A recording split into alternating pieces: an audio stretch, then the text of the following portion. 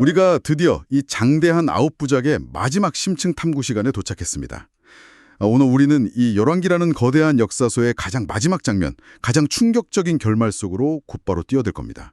네, 정말 길고 깊은 여정이었죠.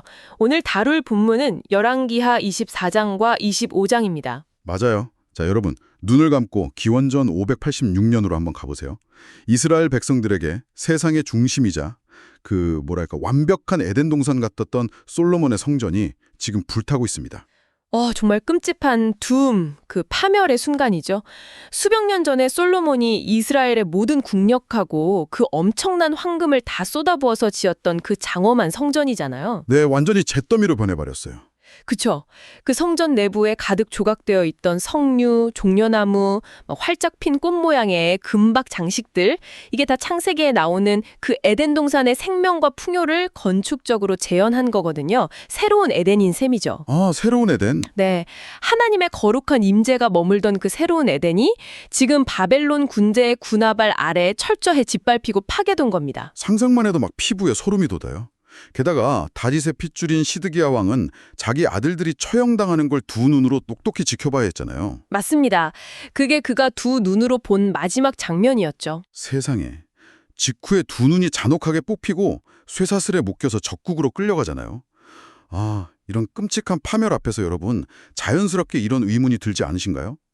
도대체 어쩌다 이 지경이 된 걸까요? 영원할 것 같던 다윗 왕조가 어떻게 이렇게 허무하게 무너지죠? 고대 근동의 일반적인 세계관에서는 당연히 전쟁에서의 패배를 신들의 전쟁에서의 패배로 봤거든요. 여기서 우리는 텍스트의 근간이 되는 그 신명기적 관점을 짚고 넘어가야 합니다. 아, 신명기적 관점이요? 네, 이 파멸은 바벨론의 군사력이 강해서 일어난 단순한 비극이 아니라는 거예요. 이스라엘이 하나님과 맺은 언약을 수백 년에 걸쳐서 지독하게 파기해온 것에 대한 궁극적인 결과, 즉 심판의 실현이라는 거죠. 신명기에 경고되어 있던 그 언약적 저주 말하는 거군요. 순종하면 생명을 얻지만 불순종하면 약속의 땅에서 쫓겨난다는 그 무서운 선언이요. 정확합니다. 이스라엘 왕들과 백성들은 끊임없이 우상을 숭배하고 가난한 자들을 억압하면서 정의를 버렸잖아요. 네, 열왕기 저자가 계속 고발해 왔잖아요. 그쵸. 하나님이 힘이 약해서 성전을 빼앗기신 게 아닙니다. 이스라엘의 피 묻은 죄와 우상 숭배 때문에 하나님 스스로 당신의 공의를 세우기 위해 그곳을 심판하시고 떠나신 겁니다. 와, 그러니까 스스로 저지른 죄 때문에 생명과 풍요의 동산에서 쫓겨난 거네요. 창세기의 아담과 하와처럼요. 네, 완벽한 평행을 이루죠. 여러분, 이 장면을 한번 곰곰이 생각해 보세요. 새로운 에덴이 잿더미가 되었습니다. 다윗 왕조의 왕은 눈이 뽑힌 채 노예가 됐어요. 다윗 왕조는 끝장났습니다. 자, 그렇다면 아주 묵직한 질문 하나 던져볼게요. 과거의 사무엘하 7장에서 하나님이 다윗에게 주셨던 그 영원한 왕조의 약속, 그 다윗 언약은 이렇게 완전히 실패하고 파기되어 버린 걸까요? 바로 그 질문이 당시 바벨론 포로로 끌려가 있던 유대인들이 매일 밤 절망 속에서 던졌을 가장 고통스러운 신학적 딜레마였을 겁니다. 아, 진짜 그랬겠네요. 네, 하나님의 신실하신 약속과 인간의 철저한 실패가 정면으로 충돌하잖아요. 성전도 없고 옥좌도 없는 상태에서 다윗을 향한 그 영원한 약속을 도대체 어떻게 이해해야 하는가? 완전한 절망이죠. 그쵸. 다 끝났다고 생각할 수밖에 없는 철저한 절망입니다. 그런데 여러분, 이거 봐요. 책장을 넘기다 보면 열왕기의 맨 마지막, 그러기 25장의 끝부분인 27절부터 30절까지 아주 이산한 네 구절이 툭 떨어집니다. 저는 이 부분을 읽을 때마다 막 호기심이 폭발해요. 네, 성전 파괴로 모든 게 끝났다고 생각할 때쯤 등장하는 기이한 결말이죠. 그렇죠. 예. 예루살렘이 멸망하고 무려 37년이라는 기나긴 세월이 흘렀어요. 바벨론 감옥 지하 깊숙한 곳에서 인생의 절반 이상을 썩어가던 남유다의 왕 여호야긴이 갑자기 등장하거든요. 기원전 562년경의 일입니다. 바벨론의 왕 느부갓네살이 죽고 그의 아들 에윌 모로닥이 왕위에 오르면서 아주 이례적인 일이 일어나죠. 네, 갑자기 사면을 받잖아요. 맞아요. 새 왕이 즉위하자마자 여호야긴을 감옥에서 빼줍니다. 단순히 감옥 문만 열어준 게 아니라 죄수복을 벗기고 심지어 바벨론 왕의 식탁에서 평생토록 다른 포로 왕들보다 높은 자리에 앉아서 밥을 먹게 해줘요. 매일 필요한 양식을 죽는 날까지 공급해 주었다고 나와 있죠. 여러분, 이거 정말 놀랍지 않나요? 굉장히 뜬금없는 장면이죠. 그러니까요. 이 거대하고 장엄한 비극의 역사서가 왜 하필 적국의 식탁에서 밥을 먹는 능은 왕의 모습이라는 이런 일상적이고 애매모호한 장면으로 끝나는 걸까요? 이 열린 결말의 의도가 도대체 뭔가요? 그게 바로 이 텍스트가 가진 천재적인 기이함이자 많은 학자들이 밤을 새워가며 논쟁하는 이유입니다. 여기서 가장 두드러지는 문학적 특징은 열왕기 내레이터의 갑작스럽고 놀라운 침묵입니다. 아, 침묵이요? 네, 앞서 우리가 살펴봤듯이 열왕기의 저자는 그동안 항상 전지적 시점에서 모든 걸 명확하게 평가해 왔거든요. 그렇죠. 막 그가 여호와 보시기에 악을 행했다, 아니면 정직하게 행했다. 이렇게 역사의 인과관계를 아주 단호하게 해설해 줬잖아요. 정답을 항상 명확하게 짚어줬죠? 맞습니다. 그런데 이 책의 가장 마지막 순간, 이 여호야긴이 감옥에서 풀려나 밥을 먹는 중대한 사건에 대해서는 갑자기 마이크를 끄고 무대 뒤로 숨어버립니다. 아무런 신학적 해설이 없어요. 그냥 하나님이 다윗 언약을 파기하신 건지, 아니면 이게 무슨 특별한 은혜인지 설명이 없다는 거군요. 네, 이게 바벨론 왕의 단순한 변덕인지, 여호야긴이 감옥에서 회개를 한 건지 단 한 줄의 설명도 덧붙이지 않습니다. 그저 사건만 툭 던져놓고 역사의 기록을 맞춰버리죠. 독자들을 엄청난 해석의 혼란으로 밀어넣는 겁니다. 와, 천재적이네요. 그렇다면 내레이터가 침묵하니까 당연히 학자들 사이에서도 엄청난 충돌이 일어났겠네요? 그렇죠. 이 결말을 두고 저명한 성경학자들 사이에서 거대한 해석의 충돌이 벌어집니다. 절망이냐 희망이냐를 두고요. 절망이라는 쪽을 어떤 예결인가요? 먼저 마틴 노트라는 아주 유명한 학자의 비관적인 해석을 볼 수 있는데요. 노트는 이 결말을 다윗 왕조의 완전한 패배, 회복 불가능한 둠, 즉 철저한 심판으로 봅니다. 잠깐만요. 감옥에서 빼주고 밥을 먹여주는데도 그게 심판이라고요? 네, 노트의 논류는 이렇습니다. 다윗의 후손이 고국으로 돌아간 게 아니잖아요. 그저 바벨론 제국의 연금을 받아먹는 수령자이자 포로들의 우두머리 정도로 전락해버린 거라는 거죠. 아, 그러니까 그냥 씁쓸한 역사적 기록일 뿐이다. 맞습니다.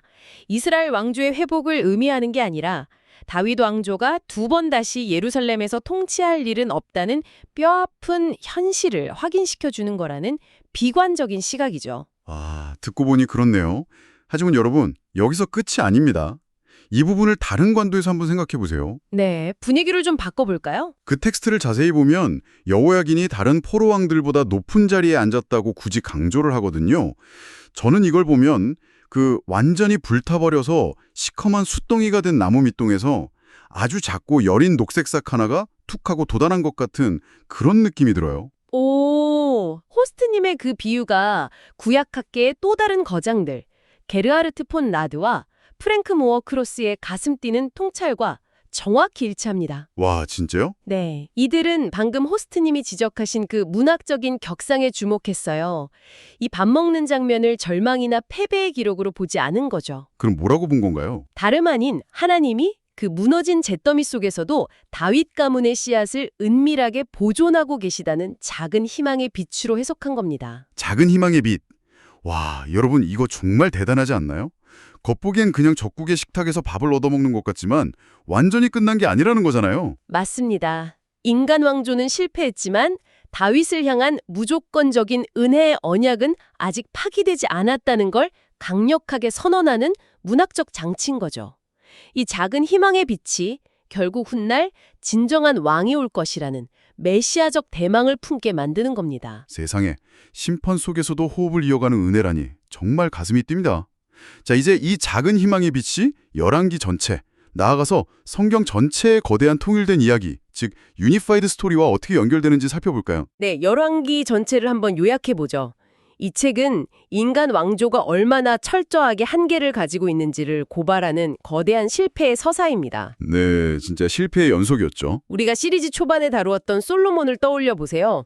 솔로몬은 엄청난 부와 지혜를 가졌지만 결국 이스라엘의 타락을 막지 못했잖아요. 오히려 우상 숭배를 들여왔죠. 그쵸. 인간이 가질 수 있는 최상의 조건을 다 갖춰도 무너졌어요. 그럼 반대로 요시야 왕처럼 완벽하게 회개하고 종교개혁을 일으켰던 선한 왕은 어땠나요? 요시야의 개혁은 훌륭했지만 안타깝게도 그의 완벽한 회개와 개혁조차도 이스라엘 백성들 깊은 곳에 또아리를 튼 죄를 해결하지 못했습니다. 할아버지 므낫세 시절부터 깊게 뿌리내린 그 깊은 죄와 트라우마를 고치기엔 역부족이었던 거죠. 아, 그러니까 인간의 지혜나 정치적 개혁으로는 세상을 구원할 수 없다니 철저한 실패의 기록이군요. 그렇습니다. 무력과 부로 군림하는 세상의 왕들에게 희망을 두지 말라는 엄중한 경고입니다. 여러분 이거 봐요. 이 텍스트는 단순한 역사책이 아닙니다. 예수님께로 이끄는 하나의 통일된 이야기입니다. 이 모든 장대한 실패의 서사가 결국 우리를 어떻게 이끌고 있는지 보세요. 네, 이 실패의 역사는 결국 우리에게 전혀 다른 종류의 진정한 왕이 필요하다는 사실을 깨닫게 해주죠. 맞아요. 이 모든 비극과 실패는 결국 십자가에서 자신을 온전히 내어주심으로 진정한 샬롬을 완성하실 진짜 왕, 바로 예수 그리스도, 메시아를 우리로 하여금 미치도록 갈망하게 만드는 천재적인 문학적 설계였던 겁니다. 정확합니다. 구약의 역사가 어떻게 예수 그리스도라는 진정한 왕에게로 수렴되는지 보여주는 아주 경이로운 구조죠. 이스라엘의 왕조는 바벨론에서 끝난 것 같았지만 하나님은 그 초라한 적국의 식탁을 통해 희망의 불씨를 남겨두셨고 그 불씨가 결국 메시아로 만개하게 되는 겁니다. 와, 정말 벅찬 감동이 밀려옵니다. 이 장대한 구부작 심층 탐구 여정에 함께해 주신 여러분 진짜 진심으로 깊은 감사를 드립니다. 성경 텍스트 이면에 숨겨진 이런 거시적인 문학적 구조와 깊은 맥락을 탐험하는 건 정말 지적으로 또 영적으로 짜릿한 경험이었어요. 저 역시 여러분과 함께 이 깊은 신학적 맥락을 나눌 수 있어서 정말 뜻깊은 시간이었습니다. 자, 이제 방송을 마무리하면서 여러분의 마음을 찌를 도발적인 생각 하나를 던져드리고 싶어요. 여호야긴 왕이 이방 땅 감옥에서 풀려나서 매일 적국 왕의 식탁에서 빵을 먹었던 것처럼 말이죠. 네, 아주 초라하고 일상적인 빵이었죠. 그쵸? 우리의 삶이 아무리 잿더미 같고 지금 당장 바벨론 포로기처럼 황량하고 절망적으로 느껴질지라도 한번 생각해 보세요. 그 어둠 속에서 하나님이 매일 우리에게 조용히 공급하시는 그 은혜가 훗날 우리를 생명의 떡이신 참된 왕 예수 그리스도께로 인도하는 은밀한 씨앗이 아닐까요? 아, 정말 가슴을 울리는 묵상이네요. 잿더미 속의 씨앗 말이죠. 여러분, 그 은밀한 씨앗을 각자의 삶 속에서 발견하시기를 바랍니다. 이것으로 우리의 열왕기 심층 탐구를 모두 마칩니다. 끝까지 함께해 주셔서 감사합니다.